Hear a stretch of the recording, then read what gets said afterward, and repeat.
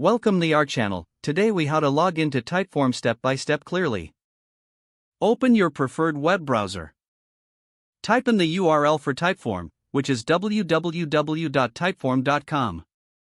Press the Enter key to navigate to the website. Once the home page loads, locate the Login button. Click on the Login button, usually found at the top right corner. You will be directed to the login page. Here, you can enter your email address associated with your Typeform account. After entering your email, click on the Continue button. Check your email inbox for a login link from Typeform. Open the email and click on the login link provided. You will be redirected back to the Typeform website. Now, enter your password in the designated field. If you've forgotten your password, click on the Forgot Your Password link. Follow the prompts to reset your password. After entering your password, click the Login button to access your account. Once logged in, you'll be taken to the Typeform dashboard. Here you can create or manage your forms as needed.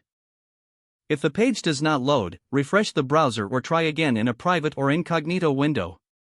Make sure you are using the correct email address, then retype it carefully to avoid small typos. If your password is not accepted, use the Reset option and create a new strong password you can remember.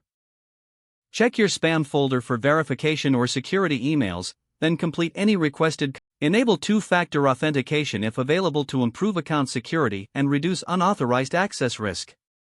After signing in, review your profile details so your contact information and settings are accurate and current. If you see an error message, note it down and try again after restarting your device and internet connection. Log out when you finish, especially on shared devices, to keep your account and payment information secure. If the page does not load, refresh the browser or try again in a private or incognito window. Make sure you are using the correct email address, then retype it carefully to avoid small typos. If your password is not accepted, use the Reset option and create a new strong password you can remember. Don't forget to like this video and subscribe to our channel for more step-by-step tech guides.